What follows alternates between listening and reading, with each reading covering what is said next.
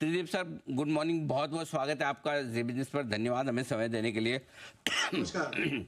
Life time high पर market है, रोज record पर रिकॉर्ड बन रहे हैं। आपको बधाई सबसे पहले, और दूसरी बधाई इस बात की भी कि कल ही एमफी के डेटा भी आए, जून महीने के रिकॉर्ड इन्फ्लोस हैं। म्यूचुअल फंड्स के लिए पैसा ही पैसा आता दिख रहा है। कैसे देख रहे हैं आप बाजार का मूड माहौल? मेरे हिसाब से जिसको मार्केट एक क्रॉस रोड्स पे है। पहले तो आपके दर्शकों को भी बहुत बहुत धन्यवाद, और आपने मुझे इनवाइट किया, और दर्शकों को कॉन्ग्रेचुलेशंस कि शेयर पर मार्केट ऑल टाइम हाई पे है। बट मैं कह रहा था कि मार्केट एक क्रॉस रोड्स पे है। मेरे ख्याल में पिछले साल से शुरुआती दौर से अगर आप देखें तो सारे हेडलाइंस मैक्रो ओरिएंटेड रहे हैं। कौन से सेक्टर में ज़्यादा निवेश होगा, गवर्नमेंट कौन सी आएगी, कितने सीट मिलेंगे, वगैरह वगैरह। ये मेरे ख्याल में ये बजट का जो है ये लास्ट मैक्रो इवेंट है। इसके बाद ये पूरा अर्निंग्स ड्रिवन मार्केट हो जाएगा सेकंड हाफ में, from A bottom up domestic point of view. तो ये लोगों को ध्यान में रखना है कि अगले हर दिन जो कुछ ना कुछ नया हेडलाइंस आए हैं, आते रहे हैं, ये चेंज होगा। अब ये अर्निंग्स डिपेंडेंट हो जाएगा, और इसलिए थोड़ा सा कठिन मार्केट हो सकता है। अच्छा, वो इसलिए क्योंकि अभी क्या है, काफ़ी सारे अनाउंसमेंट्स आ रहे हैं। जैसे रेलवेज में इन्वेस्टमेंट होगा तो रेलवेज के शेयर्स बढ़ गए, डिफेंस में अनाउंसमेंट होगा तो उसके शेयर्स बढ़ गए। पर जब ये रिजल्ट सीजन आएगा, जून क्वार्टर के नंबर नतीजे जब आएंगे, तब ये भी मालूम पड़ेगा कि एक जो एक्सपेक्टेशन सेट हुई है कि तेजी है, पर कितनी तेजी अभी आज के डेट में अर्निंग्स में दिख रही है, ये कैलिब्रेशन जो कहेंगे, एक्सपेक्टेशन वर्सेस रियलिटी, ये मैं आपको दूसरा पॉइंट रखना चाहूँगा कि ये रिजल्ट सीजन में अपने को देखने को मिलेगा। और तीसरी चीज़ जो मैं आपको सामने शुरुआती तौर पर रखना चाहूँगा कि देखिए, पिछले साल मैंने FY24 तक का अगर हम ग्रोथ देखें तो वो एक मार्जिन डिपेंडेंट था, एबिटा मार्जिन डिपेंडेंट था। मार्जिन में बढ़ोतरी इसलिए आई क्योंकि कमोडिटी प्राइसेस कम हुए जो कोविड के चलते बढ़ गए थे, इसलिए अर्निंग्स ग्रोथ स्ट्रॉन्ग है। FY25 में हमारी जो ग्रोथ रहेगी वो टॉप लाइन डिपेंडेंट होगी। जितनी रेवेन्यू ग्रोथ होगी उतनी ही अर्निंग्स ग्रोथ होगी, क्योंकि मार्जिन का जो टेलविंड है वो हट गया है। तो अभी उस कंपनीज में ज़्यादा ध्यान देने की जरूरत है जहाँ की एग्जीक्यूशन किंग्स हैं, और जो अर्निंग्स में काफ़ी आगे चल रहे हों। ये मैक्रो का समय मेरे ख्याल से धीमे धीमे खत्म होने को आ रहा है। ये मेरा शुरुआती व्यू होगा।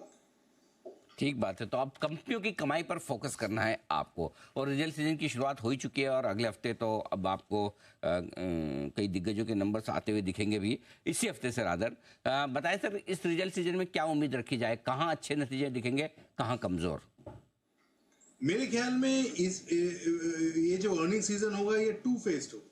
दो तरीके के नतीजे आपको साफ नजर आएंगे।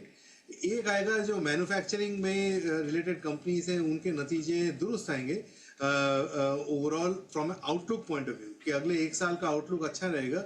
नियर टर्म में इलेक्शन रिलेटेड स्लो डाउन थोड़ा बहुत देखने को शायद मिल जाए, लेकिन जो उनका आउटलुक रहेगा वो काफ़ी स्ट्रांग रहेगा। दूसरी तरफ कंजम्पशन के जो नतीजे हैं वो वीक रहेंगे, पर्टिकुलरली अगर आप देखें जिनको भी, बिकॉज ये गर्मी काफ़ी रही है, उसमें कंजम्पशन काफ़ी हिट हुआ है, फिर रूरल का जो हिट है सो है। लेकिन उसमें ग्रीन शूट्स देखने को मिलेगा। वो ये कि एक तो एसी एक्सपोज वाले कंपनीज जो बेहतर करेंगे मेरे ख्याल में, और दूसरा ये कि जो ग्रीन शूट्स हैं rural economy point of view से, जिसमें कि क्या बोलते हैं, बारिश का दारोमदार इस बार शायद थोड़ा बेहतर हो, तो वो वहाँ पे मैनेजमेंट कमेंट्री थोड़ी सी बेहतर नजर आएगी। So net net manufacturing positive, consumption negative, outlook incrementally consumption में शायद थोड़ा सा ग्रीन शूट्स देखने को मिले। ये मेरे ख्याल में एक मिश्रण होगा। उसके बाद तो ऑब्वियसली कंपनी स्पेसिफिक होगा। ओके, एफएमसीजी के नतीजे रहेंगे ढीले, लेकिन मैन्युफैक्चरिंग कंपनियों के नतीजे आएंगे मजबूत, ये मानकर चल सकते हैं। आइए सर, अब फोकस करते हैं बजट पर। क्या उम्मीद रखी जाए बाजार के लिहाज से इस बजट पर? आपके हिसाब से क्या होना चाहिए और क्या नहीं होना चाहिए? मेरे ख्याल से ये बजट का दारोमदार नॉर्मल बजट से थोड़ा ज्यादा होगा। वो इसलिए क्योंकि इसमें फ्रॉम मार्केट स्टैंड पॉइंट हम पहली बार जो बात कहते रहे हैं कि पोस्ट इलेक्शन एक पॉलिसी कंटिन्यूटी देखने को मिलेगी, वो खरा उतरता है कि नहीं, उसका जो मापदंड होगा वो ये बजट होगा। ये बजट में अगर मान लीजिए जो उन्होंने पहले जो उनके फोकस एरियाज रहे हैं उस पर फोकस रहे तो मार्केट उसको बहुत पॉजिटिव तरीके से लेगी। लेकिन अगर मान लीजिए उसमें फोकस कम होकर पॉपुलिज्म की तरफ ध्यान ज़्यादा रहेगा तो वो मार्केट शायद उसको नेगेटिव ले। ये एक कॉन्टेक्स्ट है बजट का। इस कॉन्टेक्स्ट में मेरा मानना ये है कि जो ट्रेडिशनल फोकस एरियाज हैं जैसे डिफेंस हुआ, रेलवेज हुआ, फिर बेसिकली मैन्युफैक्चरिंग, पीएलआई वगैरह, ये सब के जो प्रोग्राम्स हैं ये द्रुत गति से चलेंगे। लेकिन जो पॉपुलिज्म है वो थोड़ा बहुत पहले से बेहतर ज्यादा होगा। रूरल के लिए कोई सब्सिडी शायद आ जाए, या फिर मान लीजिए जो bottom end of the pyramid है उसको कुछ बेनिफिट दे दिया जाए, इसका कुछ तो थोड़ा बहुत पॉपुलिज्म देखने को मिलेगा। वो इस बार बैलेंस आउट इसलिए भी हो जाएगा क्योंकि जो आरबीआई ने एक डिविडेंड दी है, उसके हिसाब से गवर्नमेंट के पास थोड़ा सा लीवे है पॉपुलिज्म करने के लिए। सो नेट नेट अगर मैं इसको पूरे को समराइज करूं तो मैं ये कहूंगा कि overall manufacturing driven growth and with a little bit of higher populism than earlier, ये मेरा समरी होगा। ठीक बात है। तो ये है आपके लिए बजट को लेकर उम्मीदें। अब बताएं सर, इस वक्त निवेश करना है अगर नया तो करें या बजट के बाद का इंतजार करें, और अगर करना है तो कहाँ आपको पसंद है, क्या कुछ पसंद है इस बाजार में? तो मेरे ख्याल में अभी बाजार तो obviously as you said all time high है। कुछ हद तक बजट में एक्सपेक्टेशंस भी हैं और वो एक्सपेक्टेशंस के हिसाब से शेयर्स चले भी हैं। तो मेरे ख्याल में यहाँ पे जो इन्वेस्टमेंट है वो थोड़ा सा एसटीपी के माध्यम से करना चाहिए, लमसम अभी नहीं करना चाहिए।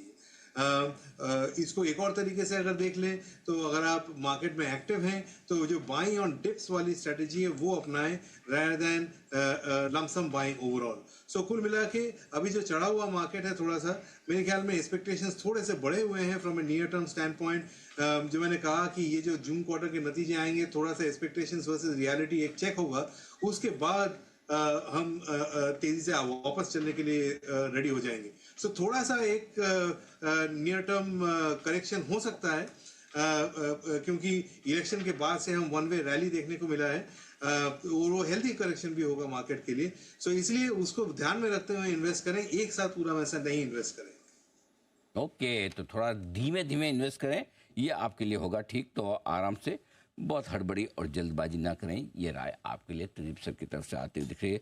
सर बहुत बहुत धन्यवाद आपका समय देने के लिए और बाजार पर विस्तार से हमारे दर्शकों से बातचीत करने के लिए। और